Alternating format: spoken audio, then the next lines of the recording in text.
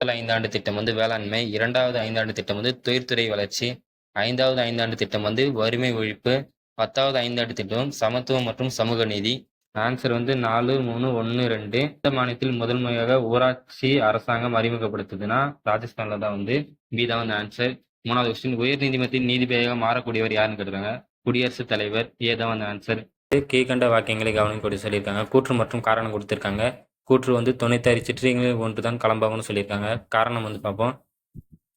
பல்வகை பாக்களை கலந்து பாடுவது களம்பகம், அகமும் புறமும் கலந்து பாடுவது வந்து களம்பகம்னு சொல்லியிருக்காங்க. ஏவும் கூற்றும் சரி, காரணம் ரெண்டுமே வந்து சரி. சீதான் வந்து ஆன்சர். வீரம் இல்லாத வாழ்வும் விவேகம் இல்லாத வீரமும் வீணாகும் என்று எடுத்துரைத்து வந்து பசும்பொன் முத்துராமலிங்கனர். 3வது கொஸ்டின், தேசிய கத்த செம்மல் என திருவிக்காவால் புகழப்பட்டவர் யாருன்னு கேட்டுருக்காங்க. ஆன்சர் வந்து ஏ, பசும்பொன் முத்துராமலிங்கனர். டிஎன்பிசி குரூப் 4 இம்பார்ட்டன்ட் கொஸ்டின் தான் பார்க்க போகிறோம். ஃபர்ஸ்ட் கொஸ்டின், இந்த இந்திய அரசியலமைப்பு சட்டம் அமலுக்கு வந்தது வந்து ஜனவரி 26, 1950. பி தான் வந்து ஆன்சர். 2வது கொஸ்டின், மாநிலங்களவை உறுப்பினர்களுக்கு குறைந்தபட்ச வயது வரம்பு வந்து 30. சி தான் வந்து ஆன்சர். 3வது கொஸ்டின், பாராளுமன்ற மக்களவை உறுப்பினர்களுக்கு குறைந்தபட்ச வயது வரம்பு. டி தான் வந்து ஆன்சர், 25. 4வது கொஸ்டின், 2008 இந்தியாவின் நிதி அமைச்சர் யாருன்னு கேட்டாங்க. ஆன்சர் வந்து ஏ, பி சிதம்பரம். முதல் ஐந்தாண்டு திட்டத்தின் முன்னுரிமை கொடுக்கப்பட்ட துறை எதுங்க? விவசாயம் மற்றும் நீர்ப்பாசனம். முதல் ஐந்தாண்டு திட்டம் வந்து 1951 தொடங்கினாங்க. இதனோட இலக்கு வந்து 3%. இந்தியாவின் இயற்கை துறைமுகம் வந்து மும்பை. ஏதான் வந்து ஆன்சர்.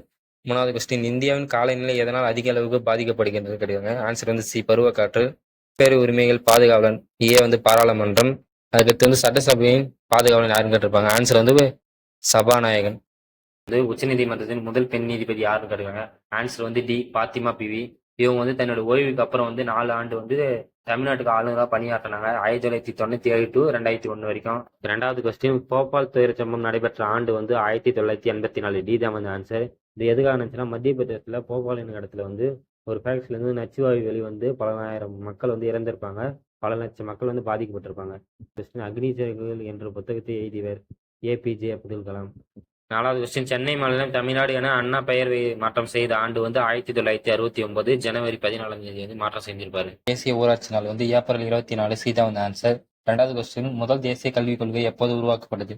1968. பி தான் வந்து ஆன்சர்.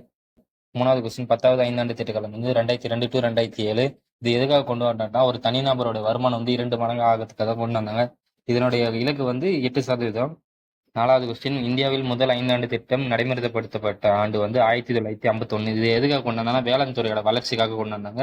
இதனுடைய இலக்கு வந்து 3%. அதை விட அதிகமாகவே இருந்து வெற்றி அடைந்துச்சு. இது இந்திய திட்டக்குழு அமைக்கப்பட்ட ஆண்டு வந்து 1949. சி தான் வந்து ஆன்சர். 2வது கொஸ்டின், மக்கள் தொகை புள்ளி விவரம் எத்தனை ஆண்டுகளுக்கு ஒரு முறை கணக்கெடுக்கப்படுகிறதுன்னு கேட்குறாங்க. ஆன்சர் வந்து பி, 20 ஆண்டுகளுக்கு ஒரு முறை தான் வந்து மக்கள் தொகை வந்து கணக்கெடுப்பாங்க. 2008 இந்தியாவின் நிதி அமைச்சர் யாருன்னு கேட்குறாங்க. சி தான் வந்து ஆன்சர், பி சிதம்பரம். உலக மக்கள் தொகை தினம் வந்து ஜூலை 11. பி தான் ஆன்சர்.